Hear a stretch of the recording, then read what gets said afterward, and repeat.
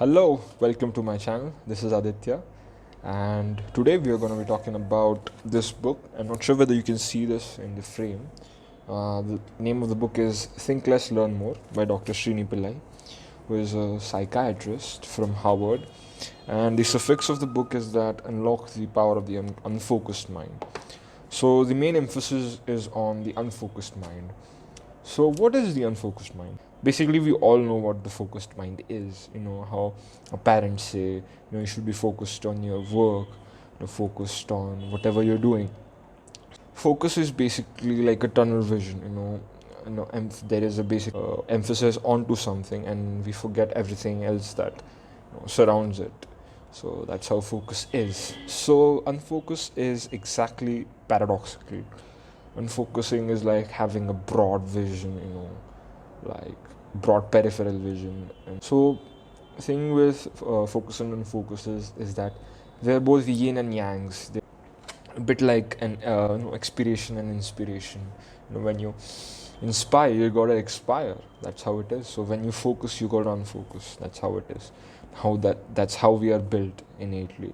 So the first topic of discussion actually in this book is given leaving the cult of focus. So the word focus is so much emphasized in our society that the word unfocused appears to it is very undesirable, or we go literally paranoid when someone says you should probably unfocus or unwind. We want to focus all the time. We want to be productive all the time, but that's not how our bodies are built. To be more to make the most of our day, we should balance between being productive and unproductive. So that's known as the cognitive rhythm, as we'll discuss further on. First chapter of the day is leaving the cult of focus. So actually a beautiful story is given at the start of the chapter.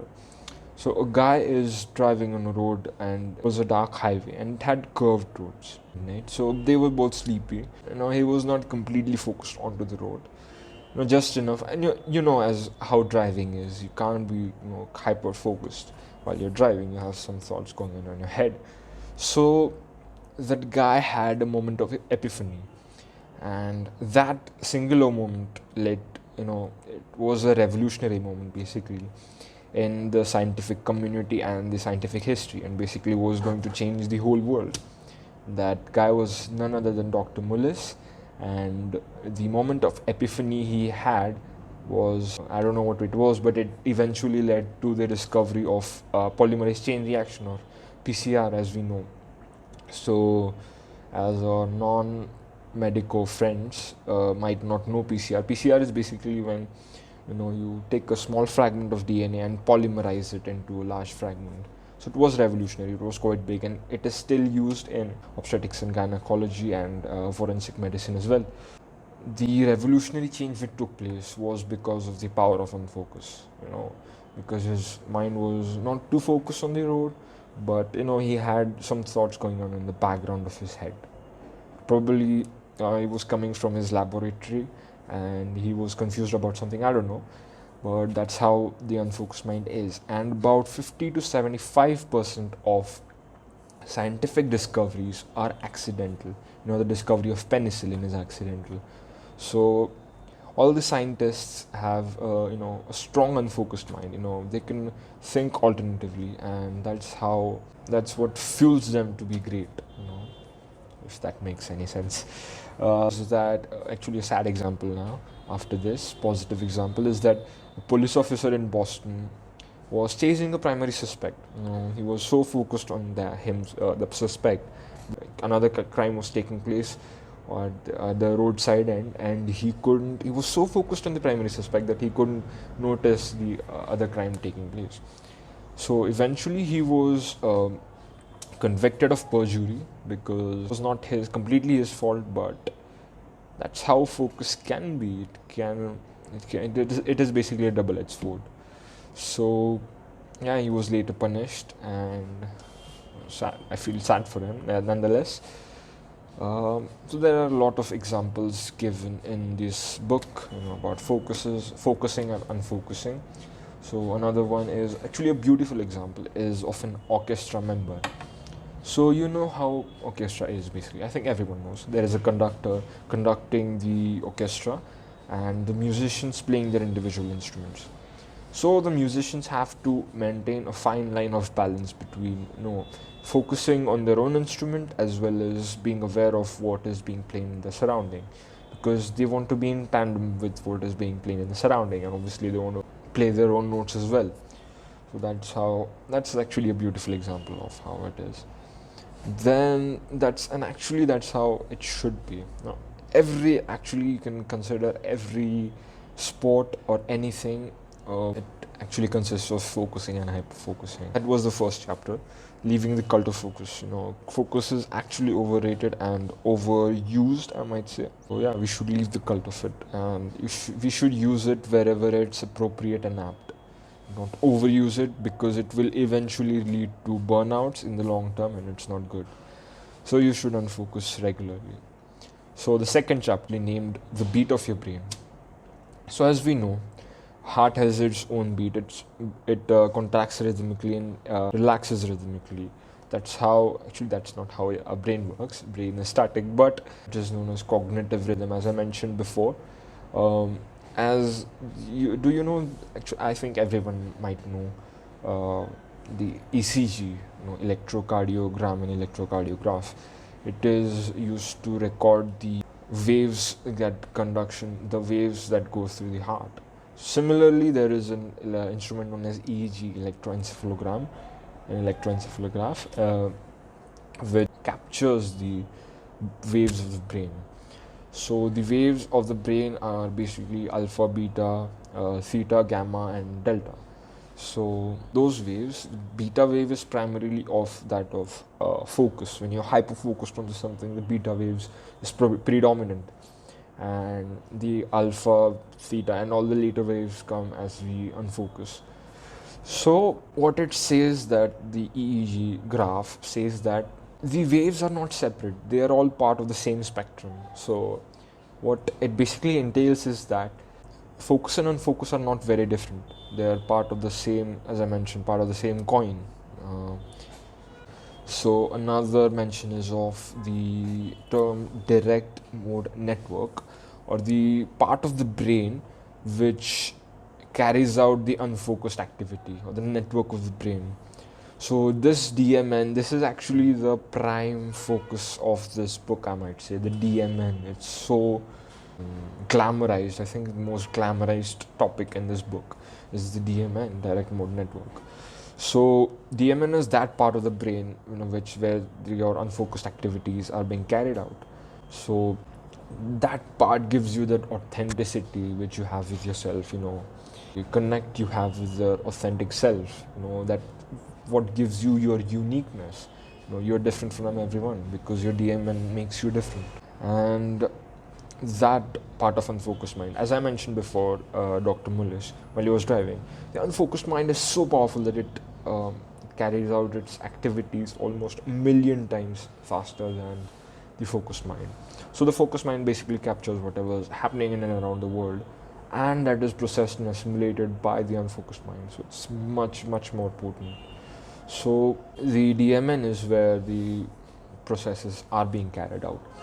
And obviously everyone has a DMN, everyone has an unfocused mind, but you can correlate a person without an unfocused mind to akin to someone, a pianist who plays the perfect notes, but plays without a heart. So that's how important an unfocused mind is. So it gives you your uniqueness, as I mentioned before, and there are actually several ways through which you can access the unfocused mind on purpose, not by chance. So the methods are basically daydreaming, deliberate daydreaming. Daydreaming is so important, and it's got a bad name, bad reputation. So has so has the unfocused mind. But daydreaming is so powerful. It enables us to imagine what is beyond the reality. It takes our mind to a different level, and we should deliberately daydream. It is not as bad as it is made, bad that it is made. Whatever. I'm sorry for the fumbling. I'm just a human being. So yeah, daydreaming is one. Then imagination. I think both are very similar. Then doodling is one activity. What 70 to 74% of the presidents of United States of America were doodlers. So that's a whole lot of them. I think 75. I'm bad with numbers. Forgive me for that. So yeah, doodling is one activity where you can just let your mind take you wherever it takes. You just need a paper and a pencil. That's it. So another method of unfocusing is self-talk. Talking yourself to the mirror. That's not a psychiatric condition, and it's completely normal to talk to yourself in the mirror or in the public. Okay, public might judge you, but it is what it is, and it quite helps. I do the self-talk as well. A lot of people do. Even Serena Williams in her tennis court play says, "Come on, Serena, come on." Gives her that self-confidence. We are the ones who understand ourselves the best, and self-talk is the most important, I think, most effective of talks. So meditation is another one. I myself meditate for about 10 to 15 minutes per day, and it's quite helpful. You can access your own unfocused mind, your authentic self, and it's an experience like nothing else. It's amazing. So the second chapter, the beat of your brain. So the third chapter actually is Conjuring Creativity. So creativity, every human being in this world is creative. We are capable of creating something. Okay, it might be creating our own legacy, creating whatever, creating or reproducing more children, if that's how it sounds bad. I'm sorry though, but everyone is creative, in their own limitations obviously, but everyone is different and everyone is creative. So how to access this creativity, how to conjure this creativity, so that's also navigated in this chapter. So there are several tricks. So the first of the tricks is dabbling. Dabbling is doing a little bit of activity which you have not done before. Like if you're a pianist, you should try sometimes playing a guitar, how it sounds, the experience of it, just for the sake of it. That's dabbling. So you're not ready for, the mind is not ready, your brain is not ready, but you still try. That's how you form new connections in your brain. That's how you get more creative. Dabbling is one thing. As I mentioned, daydreaming before. Daydreaming is another way of accessing your creativity. There is actually, it might sound funny, but regular napping, almost taking about 30 I take myself about 60 minutes nap in the daytime, and it really fuels me throughout the day because I wake up early myself, about at 5 a.m. I wake up every day at 5 a.m. So I am sleepy by the afternoon, and after I take the nap, I'm so productive, so energetic. It really fuels the rest of my day. My nutritionist is quite against it because he says it will put on fat. I don't believe it. Nonetheless, another thing is embracing chaos. As I mentioned, that there are brain waves. Basically, brain is a collection of neurons. Neuron transfers electrochemical signals. So there is electricity, there is potential. So there are waves flowing through your brain, and there are naturally a background sound, as every human being experiences this, that there is a background thing going in our brain. There's a little bit of chaos in this. So that chaos, we have to embrace it. We have to accept it is a part of our brain, and we have to direct it. It's like driving on black ice. You can't apply the brakes all the time. Eventually you are going to slip. Instead, release the brake, let go of the brakes and slide through. That's how life is. So next thing is supertasking. So you must have heard about multitasking, but there is now a concept of supertasking. I think many of us know that multitasking is not very productive. You're driving on the road and someone is calling you. Okay, you're talking to your girlfriend and you're fighting with her and driving at the same time in the traffic, narrow roads as we have in India, and bad traffic as we have in India as well. Or let's say the Mumbai traffic. You're driving and everything is happening, and you have your friends in the car and they're asking you something, and you have a favorite song on or whatever. So it's not a very good example, but you get the gist of it. So that's multitasking, and that's not a very productive thing to do. Our brain is primarily designed to focus on one thing at a time, and that's how we should conduct activities. Multitasking, we are not computers or robots to carry out different tasks at the same time. That's how we are built. So, being the thing about supertasking is you are doing one task at a time, but you are so swift in changing those different tasks that there is no latent period in between, and the transition is so smooth that your efficiency is not decreased. So that's what supertasking is. And for that, you have to follow certain background rules. You have to be playful, you have to be self-forgiving, not being too hard on yourself, not have a rigid or a concrete thinking, that things are supposed to go in a certain way. If you do that, you're missing out on life, I would say. Having a fluid thing, taking things as they go, is really a better way of life, in my opinion. Certainly the author's opinion. Then you have to practice intuition. Intuition is that innate sense of the gut feeling you have, feeling about something. You have to follow that, because the gut is the second brain, as they say, because it has a collection of neurons in it. And obviously, the brain is a big collection of neurons, the biggest one. Gut is the second biggest one. I don't know. It's called the second brain. And while supertasking, you have to assign your tasks accordingly so that they fit your day and not the opposite. And you have to provide a regular feedback to your tasks as well. That's how supertasking is.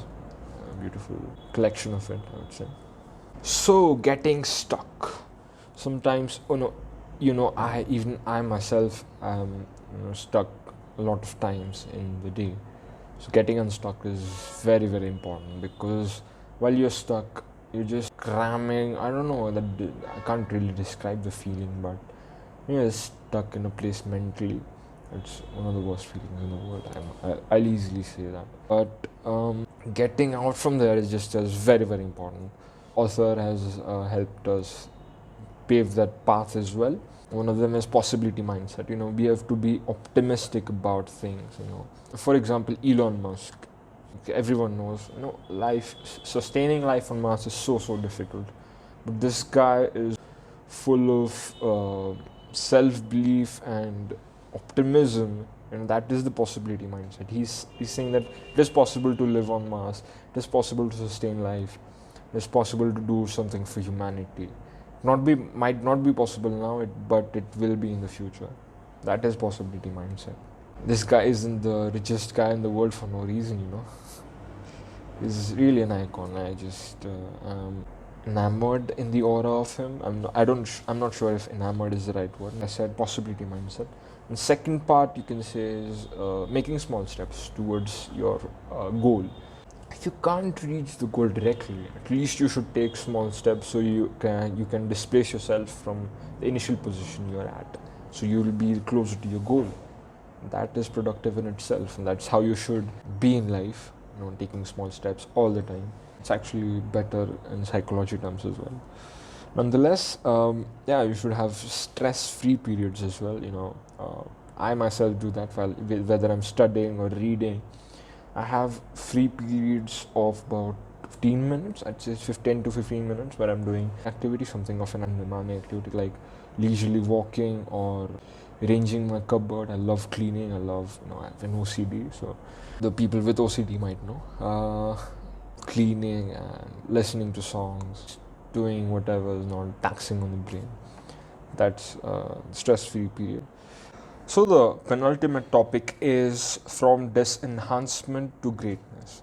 So this topic mainly emphasizes on the concept of positive disintegration. For the regular gym goer, you can relate to this topic. When you go to the gym and you do muscular training, that is resistance training, you cause microfibril damage to the muscle tissue. When you sleep, that's when you recover. The damaged part is basically hypertrophy of the cells. The cells increase in size, so that the next time they are in use, they are more than adequate to provide the force need. So that's how the mind is actually a bit like that. Brain and the muscles are all part of the same body. So whenever conflicts take place, we should, instead of anxiety or anything, instead of running away from it, we should face it. Well, analyze it. That's when we have to analyze that whether it's a horizontal conflict or a vertical conflict. Horizontal conflict is when you the daily conflicts which take place, but the vertical conflict is when you think about the long-term vision. Think prospectively how it is gonna matter. For example, if you're dieting, so the horizontal conflict would be, oh God, I have to eat this right now. I'm so tired and despondent and quite reluctant to have it. But the vertical conflict will be, if you have this in some time, in let's say the next 6 months, you'll get the results.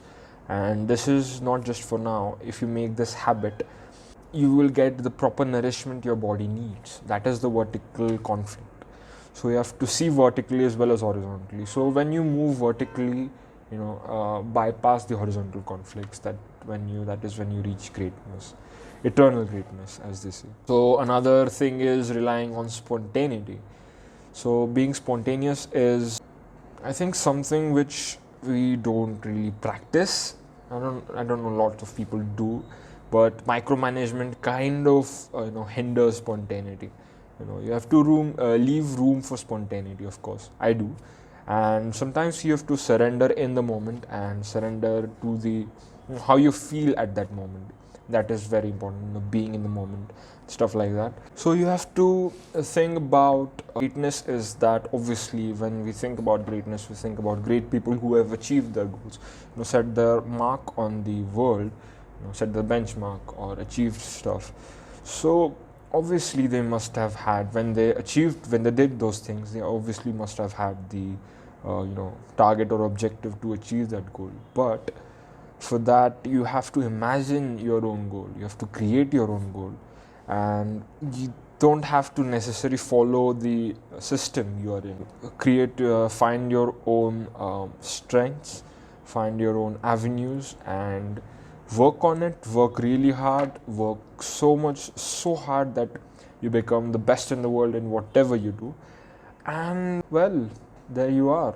When you attain that skill and you go towards the goal, obviously by taking small steps every day, and you go there, you achieve it, and you prove it to the world and yourself that you are capable of doing it. Your purpose will lead to a goal, and the eventual purpose is very, very important, and you have to keep that in mind and not the vice versa. Your future is another sentence, beautiful sentence actually, is that your future is written in the sand and not in stone. So we tend to think that our future is, certain things are meant to happen or will happen, but that's not how it is. Your future or everything that will happen to you is completely in your hands, and that's the beauty of it. You write your own future, you write your own destiny. That's what actually this book kind of encapsulates, and yeah, that's pretty much the gist of it. So we'll actually see the last Think Less manifesto. We'll actually see the summary of it. I'll dictate it to you, the main points. So the Think Less manifesto: practice self-forgiveness, be light, let life add up, embrace complexity, dare to leap, be part of Internet of Things, and challenge the survival of brain. Actually, this challenge the survival brain, I'm sorry. So these are the few things they have mentioned in the last topic. Actually, I won't really bother to explain it, that the video might be too long. So that was pretty much what the book is really about. So this was my script, I'm referring to it. Obviously I can't remember all this stuff. I'm not very good at mugging up stuff. This book, where was I? This book, I'll give this a rating of 9. This is easily one of the best books that I've gone through in recent times. Then again, I say that to almost all the books I read. Yeah, I definitely recommend you to read this, and I guarantee that you will find it helpful in whichever part of life you are, whichever whatever profession you are into, this book will definitely help you. I'll link in the description where you can find this book on Amazon, and surely go through it. I do recommend you to read it. So that was the video, guys. I hope you liked it, and please like, share, and subscribe. I know you have heard it probably a zillion times, but man's got to do what he's got to do. Please put forward your feedback on how you like it, or which book you'd recommend me to read, so I can give forth a summary. Yeah, if you're wondering about the question mark behind me, actually it's in LED lighting. The main emphasis, or the main reason of this is actually the thought goes as the beauty is in the mystery and not in the know. So curiosity is the greatest trait a man can have, as described by the great Albert Einstein. Was, according to him, the most passionately curious guy, not different from everyone else, just he was more curious than everyone else. So that's it, guys. That's the video. I hope you liked it. I think I said that before. Nevertheless, goodbye.